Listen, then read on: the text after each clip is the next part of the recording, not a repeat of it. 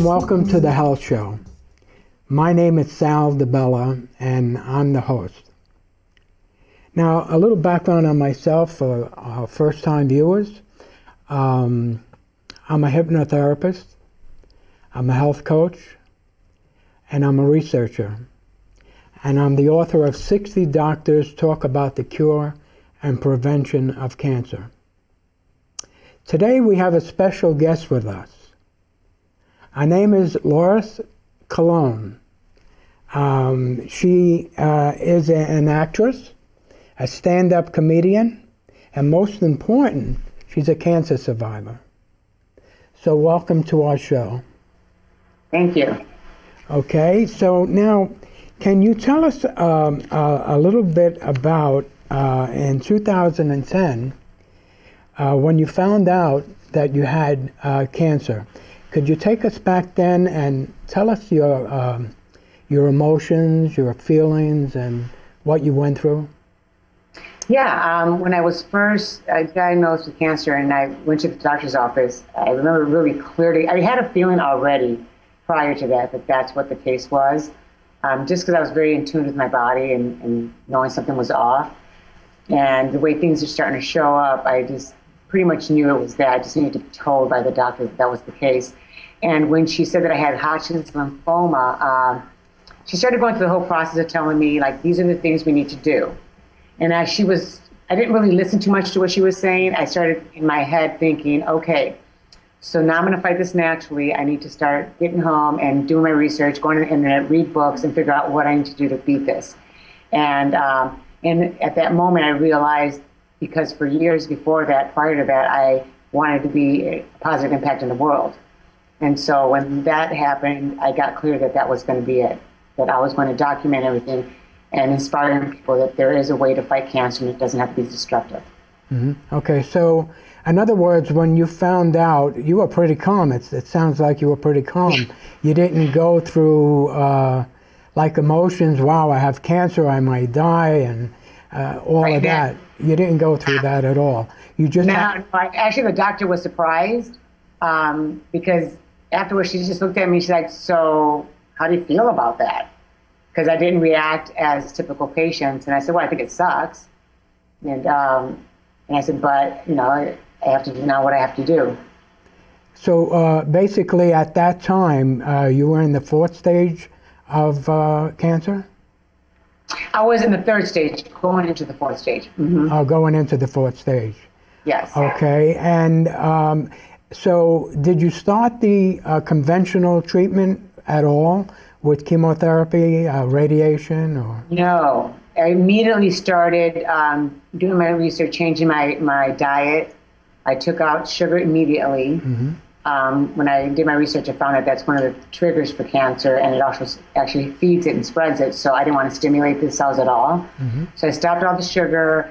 I cut out all the breads, anything that had to do with gluten, and if it wasn't going to nourish me in any kind of way and cause any issue, I just took it out of my diet. And then I started juicing a lot. I tried also the microbiotic diet. Right. And but I didn't feel like that was for me. I felt like, everything was tasteless. I didn't see how I could get the enzymes other than chewing 100 times to create the enzymes for my own mouth. So I just thought I needed to do something different. And then I started going into raw.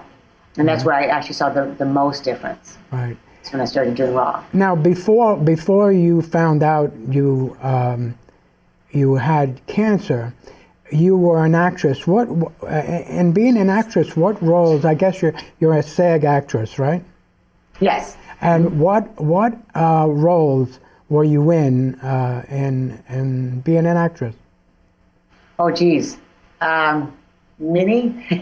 I'm very versatile. So I was on a comedy one with David Allen Greer, where it was a comedy show. I did another one where I was in Without a Trace, and it was a dramatic, role where I played the immigrant who didn't speak well English. I did one where I was a vampire and I killed many people. Like I was everywhere. Okay. and you were having fun and everything was going great, and you had your chance of becoming an actress, and boom, this happened. So how did you meet Dr. Neeson? You know, how did you find him?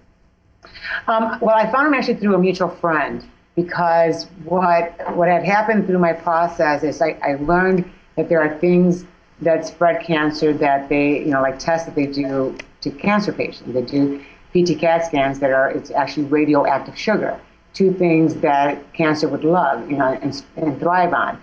And actually I think all cancer patients really aren't told that. It spreads it, that that's how they stage it. And so I decided then to, now that the cancer was almost gone, to allow myself to do the test so I can show the before and after result, to show this is what it's like, you know, where the cancer is now, and do the test and look how much it spread. So that cancer patients would then learn to avoid those tests. And when I did it, it spread like wildfire right after that test. I mean, I went from like, you know, a good year and a half of doing really good, getting rid of the cancer, and amazingly well. And then I did the test, and it like undid everything. It spread through my entire body. I barely had anything with I had like 5% usage of my lung. I mean, things got really, really bad. And so with everything I was doing, it wasn't sufficient. I needed like hardcore treatments, not chemo, because I didn't want to do any chemo and stuff.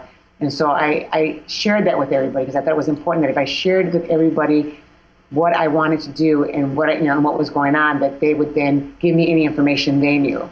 And it's exactly what happened. A friend of mine's called and said, I know this doctor. He's in San Diego. He's got a clinic in Mexico, and I think he could help you. And she said, you know, he does everything non-toxic, you know, natural stuff. He doesn't do any chemotherapy or any of that. So if you're interested, I can connect you. And I'm like, absolutely. So I think I went and tried Optimal Health Institute at the time, which really does help. It's a place where you literally juice and do raw and colonics and massages and meditation. It's like a whole thing. But at that point, it wasn't going to do me any good, because I couldn't take anything in because I was so far gone. And so finally I called Dr. John, and I met up with him at his place, and, you know, I raised the funds and I got there, and it just turned my whole life around. I went from like a week, you know, left to live to I completely was fine. Okay. Now, can you tell our viewers a little about how doctors make money with chemotherapy? Well, chemotherapy, oh my gosh. Well, first of all, most people don't know that they get profit sharing and all these things from it. And so, you know, like for instance, for my treatments in Mexico that I was there for 3 weeks, I spent $32,000. For chemotherapy, you're close to like $100,000 or plus on a treatment, not the full thing, just each treatment. The pharma pays them, you know, for every medicine they use, especially chemo, they get a certain amount of money. And with their prescriptions, everything they do. So chemo's going to cause all these other issues. They still keep giving you all these prescriptions. So they're just like rolling in the dough. And none of it fixes anything. Nothing heals anything. It kind of just band-aids it and covers the symptoms and covers what's going on. So you'll just keep having more issues and stuff. And, you know, while their pocket's getting full. If we gave them, you know, like one of the things that I realized that, and the reason why FDA doesn't even approve anything that, like Dr. John does, it makes them no money, first of all. Secondly, they can't approve something that doesn't need to be regulated because it's not going to harm you. So they only need things that FDA can approve that has to be harmful to your body, to your health.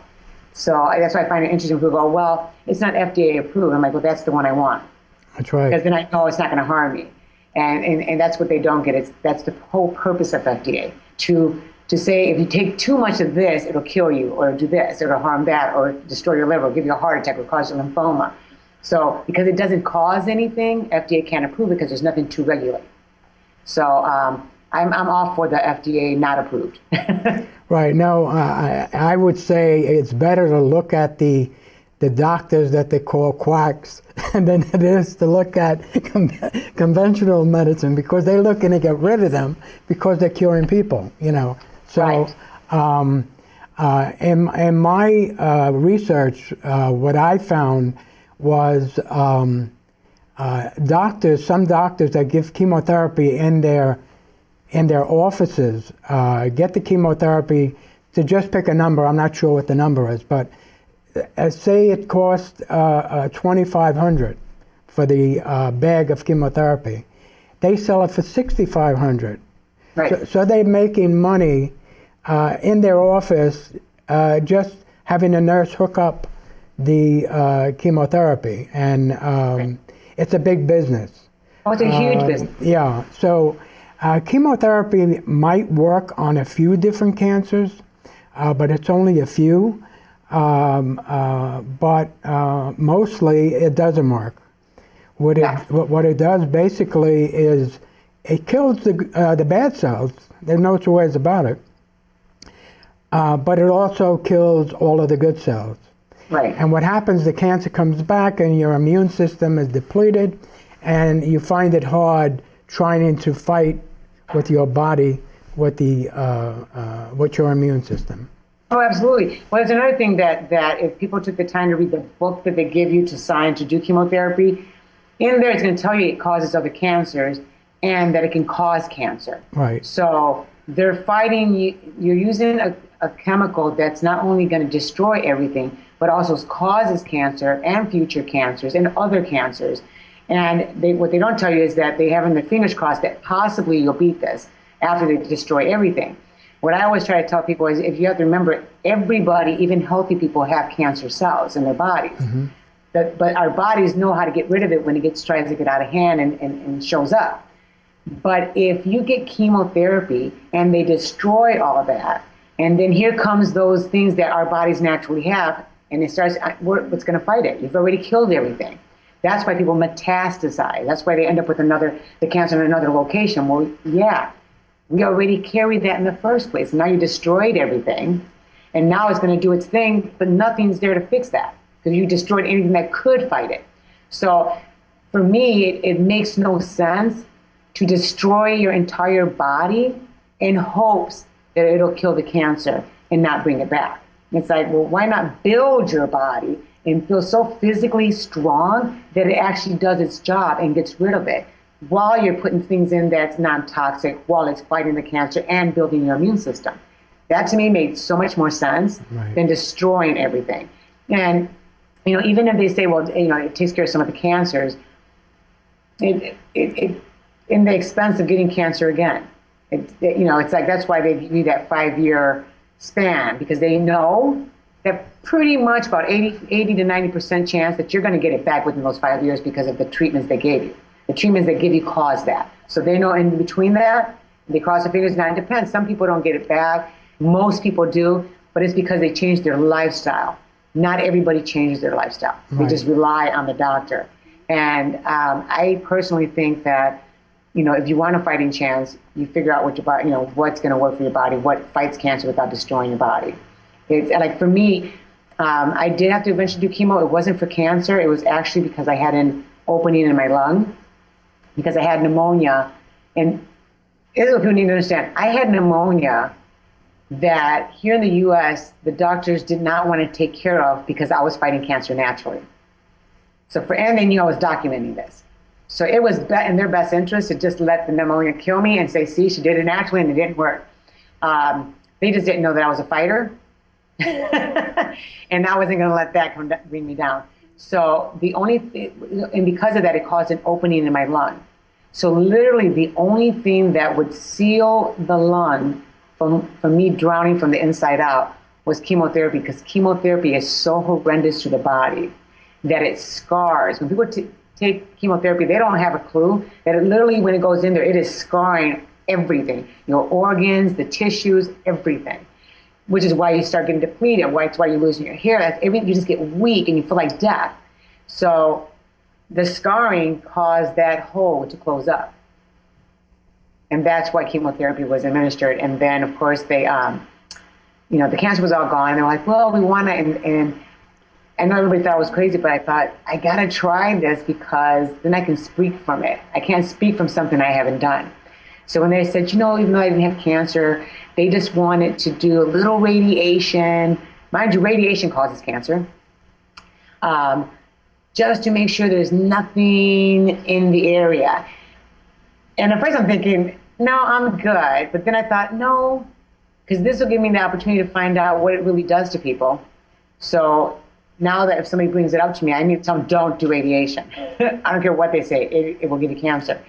And so they did, and on the they wanted to do 17 rounds, by the way, for someone who doesn't have cancer. And I did one round. I stopped there and said, no, this actually caused something. I could feel a new complete growth of cancer. And sure enough, they found a whole new hotspot, never been seen before. And before I even went to, which is in the documentary, and before I went to the other doctor so they could, diagnose me again, I just went straight to Optimal Health Institute, knew what would work. Was there for 1 week. By the second day, it was gone. I didn't feel it. I felt amazing. Went back, and you see the doctor in the documentary with this camera, and he's like, cannot believe that there was nothing there, and yet on the result, it was obviously there.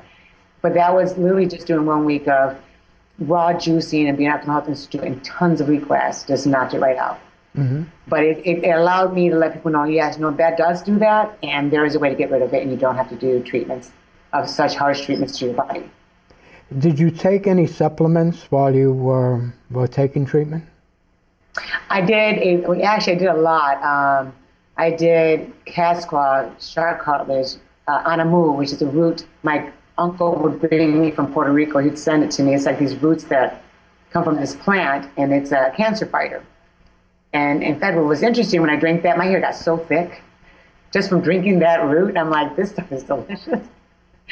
And I was the only one that liked it. Everybody was like, oh, I actually enjoyed the taste. But you just boil the roots for about 10 minutes, and then you refrigerate it, and anytime you're going to drink it, you just warm it up and you drink it. And it was amazing. So that's another cancer fighter. But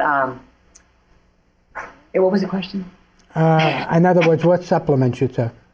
Yeah, so that was one of them. So it was anamu, shark cartilage, high doses of vitamin C. I did a lot of wheatgrass because that, the chlorophyll and everything that's in the properties of wheatgrass was very important. So I did lots of that. I did 3 to 4 coffee enemas a day. I put a lot of probiotics in my system because I need to clear out the liver, to detoxify it and to stimulate it. Since the liver does over 500 functions for the body, I wanted to make sure it was able to do those functions. So I was continuously, especially when they did the chemo so I could seal my lung, I immediately did a lot of that, which actually surprised the doctors because I never lost my hair. And that was the first thing they said I was going to do. They were like, you're going to lose all your hair. And every time I went in, they just couldn't get over it. It's like, you haven't lost your hair. It's like, but it was, I add that up to the fact that I continually kept doing all the healthy things in my body. How many treatments of chemotherapy did you get? I think, I'm not really sure. It could have been maybe 8. Mm-hmm. I don't know. Okay. I can't remember, but it's something I know it was more than I needed. Right. I remember that. Right. So what happened after the chemotherapy? Did you get better, or did the tumors go away? Yeah, I was doing all the natural stuff at the same time.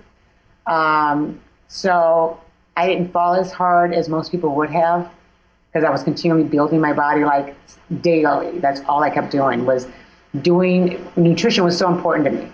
Like I really did a lot of juicing, a lot of wheatgrass, a lot of supplements, a lot of enemas, colonics once a week, probiotics daily.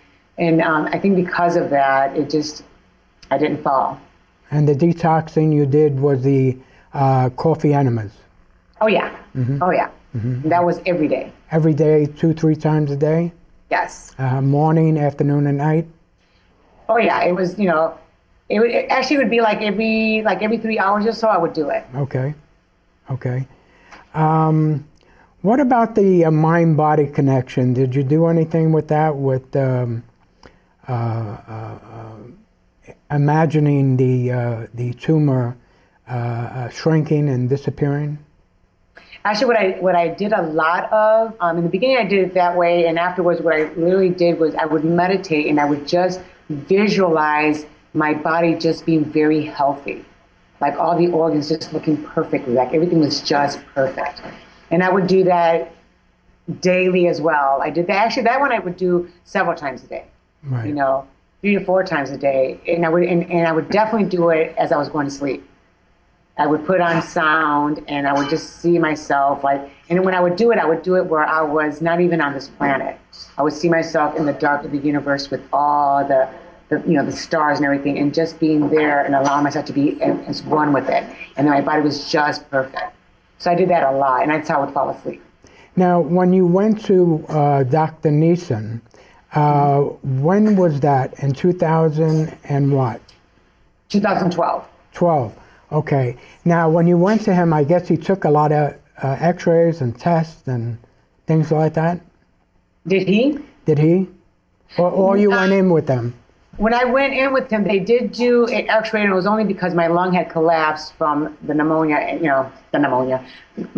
so they just need to know where they're going to put the tube so that all the fluid that was filling up could come out.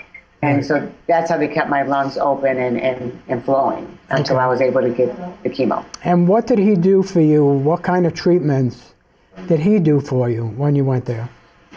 He actually did, oh my gosh, there were so many of them. And this was daily, by the way. So there was one that was through an IV, and the one in the IV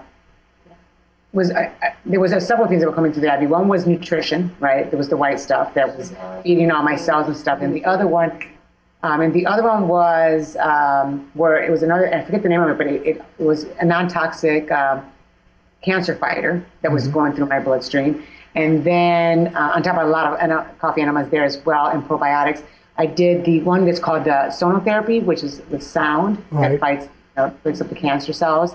I did the phototherapy, which actually I gotta say it's my favorite.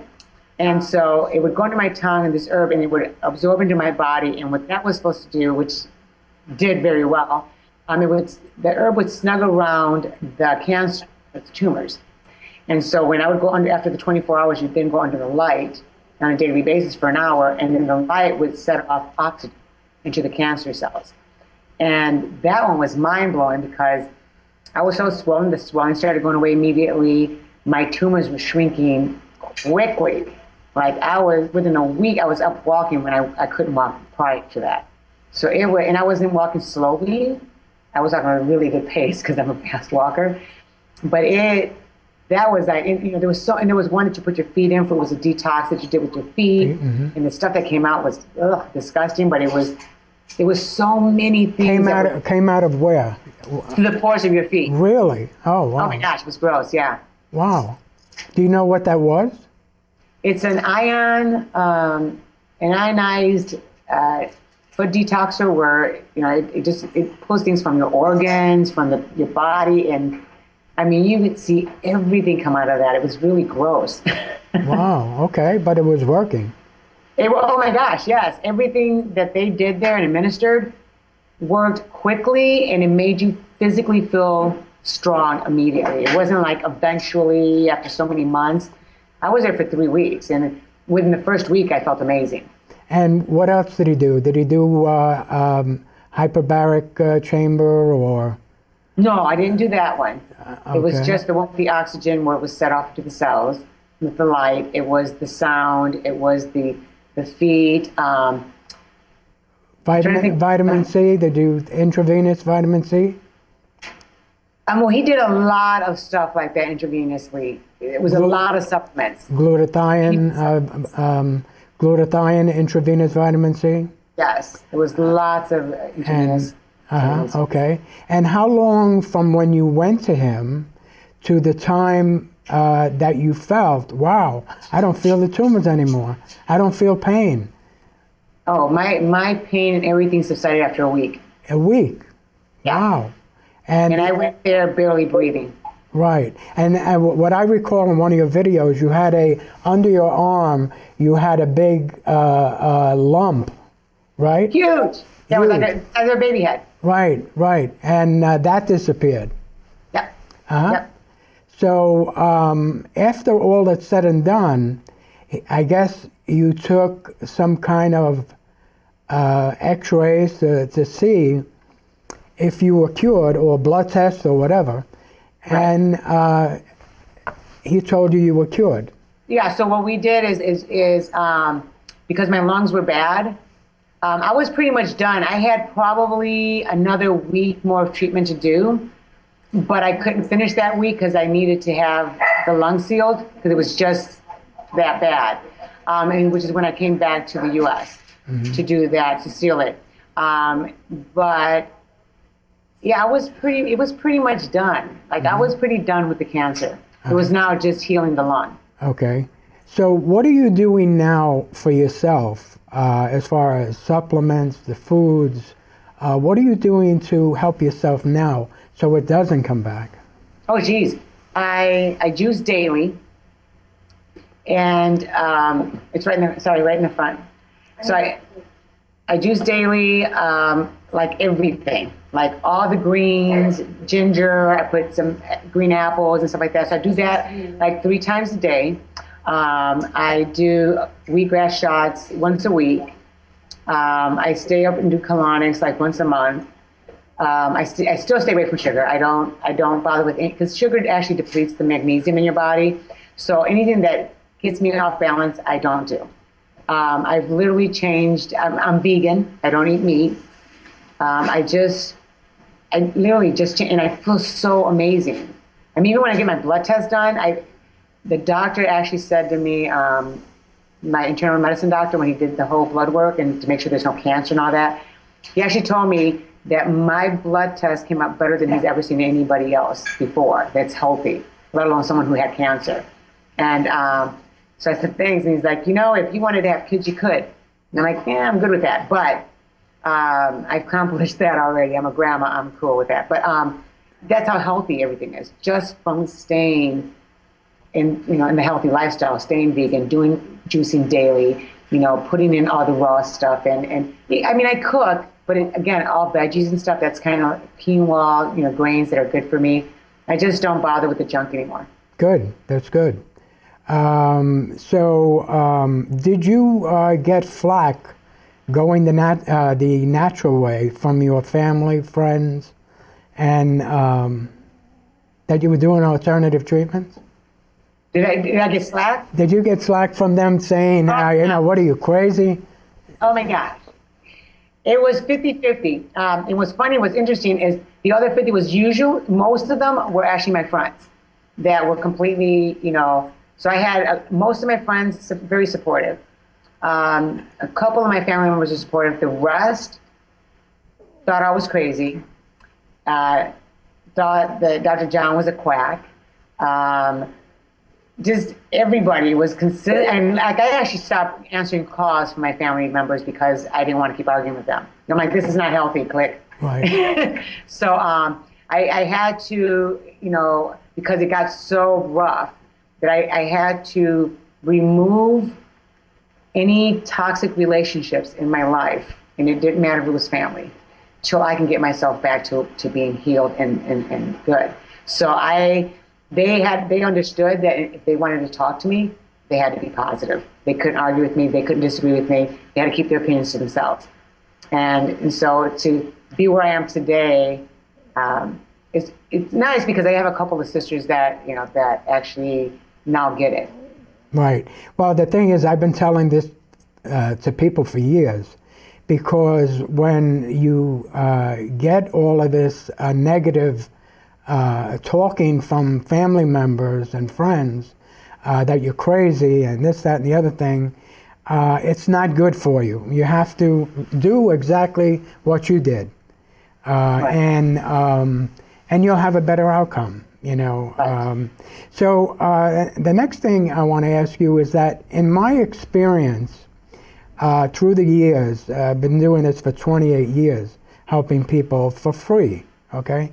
So right. in my experience, what I've found being a hypnotherapist is that people had a traumatic event that happened to them, I would say maybe 2, 3, 4, 5 years prior to they developing cancer. So you don't have to go into detail of what, if that is the case with you, but did you have a traumatic event happen to you? Absolutely. I had quite a few. Oh, okay. Yeah. So, and I always tell people you have to deal with them, or deal with any issues, because you don't want it to come back. Because that might have started what you said before. We have cancer cells in our body all the time, and our immune system generally fights the cancer cells and wins. But sometimes when you have issues, emotional issues, like it could be a number of different issues that you have at one time, where your immune system won't function, and this is where the cancer grabs hold. You know, well, you know, that's why I even tell people, I said, you know, people take like, oh, I'm stressed out, to like, I'm just stressed. Oh, I know that it'll affect my health. But I share with them, because it's funny how I used to be the same, where I'm like, oh yeah, I know I am so stressed out, and I know it's going to affect my health. But I finally got clear that why it affects your health that way it does. Most people don't understand that when you're stressed out, your body goes into a fight or flight mode. And when it does that, that means all the organs and everything that functions has to kind of stop doing all its work to let all that energy be used to get you out of a dire situation. You know, someone's probably chasing you, or you're trying to lift a car to save someone, or something, so that all that energy needs to be used for that. But that's okay for like the first 5 minutes. But what's not okay is that it's going on all day and you're stressing out all day, and it's too long. So when your body needs to do its job, it can't, because you're busy being stressed out because this person said this to you, or you're at the job, or your family member, or your lover, or your friend, or whatever. You know, fill in the blank. You need to learn how to just breathe that out and not let that affect your health, because when you stress out, it affects your health immediately. And you're not letting your body do its function when you're stressing. Okay. From all you've learned and your research and your experience of what you went through, what would you say is the number one main thing that a person that finds out that they have cancer, what do you think they should do? When a person first finds out they have cancer, I think that they immediately need to educate themselves. And I don't mean on the traditional medicine. Literally, they need to educate themselves on the body, how it works with nutrition. Like, talk with other people that have done it. Really educate yourself, because when you educate yourself, you pull the fear out of the way. Because doctors are going to put so much fear in you that to you it's like, oh my God, I'm doomed if I don't do as they say. And that's what's going to get you doomed. It's because of fear. Fear gets in the way of a rational decision. Right. So, and that's the job of the doctor, to put so much fear that you can't really think straight, and then you allow him to take over. And it's your body, it's your life, you take over, you take that power back, you educate yourself. And when you're educated, it's so much easier to fight it. And even when I was, I felt the death and I was dying, because I was educated enough, I knew that I could still come out of that. I didn't let that cause any fear. I just knew I could beat it. I just knew if I could get there, it'll take care of it, I'll be fine. But if you're fearful, if you let doctors put that fear in you, that is going to get in the way of your right decision to make. And so the correct decision to make. So I would say educate yourself, because education will take the fear out. Right. You're right. When you have cancer, what they do, you go to an oncologist, and the oncologist tells you, you got to go on chemotherapy right away, because if you don't, you're going to die. So they do push you in that direction. But what I tell people, and what I've been telling people, is, you're not going to die today. You're not going to die next week, next month, next year, probably. So do your homework. And this is why I wrote this book. 60 doctors talk about the cure and prevention of cancer. So they have a place to go and look. And what you'll find in this book is my words, what I have to say, my beliefs. But what you'll find mostly in the book is where they would go for research. Now, where do people go for research nowadays but to the computer?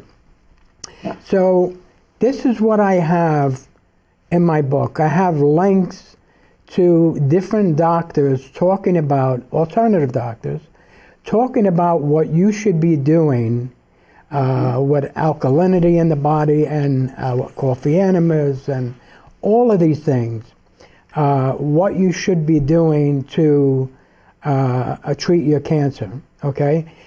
So there's the research that I've done, and I handpicked the doctors, and I put them in my book, so you could see them, hear them, and make your own decision then. So I think that is important, and that's why I wrote the book. But what are you doing now? I asked you that question, but what kind of a test are you taking now, and how often, to see whether the cancer came back or not? I solely do blood tests because, and I know doctors go, oh, it's better to do PT CAT scans. I don't put anything that's toxic in my body. And PT CAT scans and scans are toxic. Mm-hmm. So I'm not trying to get back toxins, which is the first thing that caused it in the first place, whether it's because I stressed my body out and caused toxins. I now literally just do blood tests, and blood tests, they will go, oh no, but yes, a blood test can find, if something's off on your body, they'll find it. And so I go every 3 months and I do a blood test, and he searches for several different types of cancers. And each and every time, there's no cancer. And when it comes to my blood work, it's like off the charts. It's so good. So, there's nothing, I'm not low on anything. I'm just, it's good. So I always tell people, just do a blood test. Those scans cause issues, cause cancer. Absolutely. Now, did you ever have root canal work done in your mouth? Okay. Yes. I had Dr. Levy come to our studio. Believe it or not, he traveled 2,000 miles just to come to our studio and do a show. He was just a few days ago. And he spoke about, he's very big on root canal work, and how that can affect your body as far as developing cancer. Yep. That's why I asked you the question. So. Oh yeah.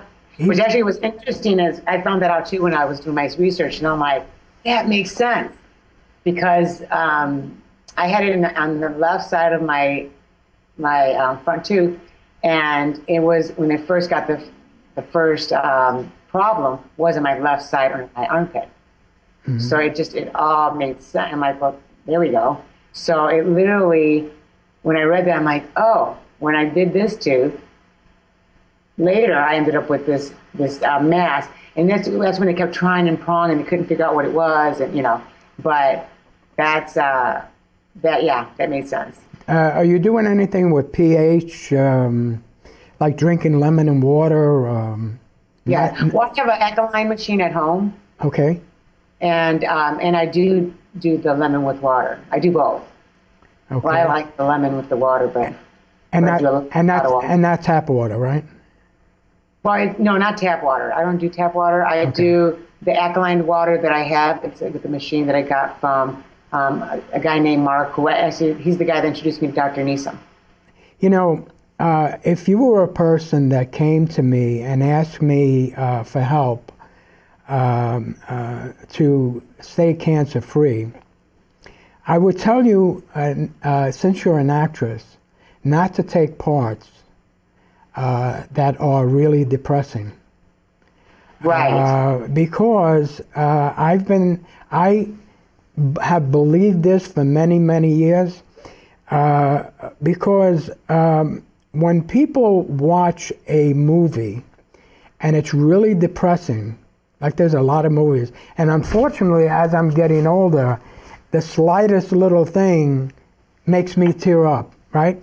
So now if you put yourself as an actress in that role, to be good at what you're doing, you have to be in that role to be that person.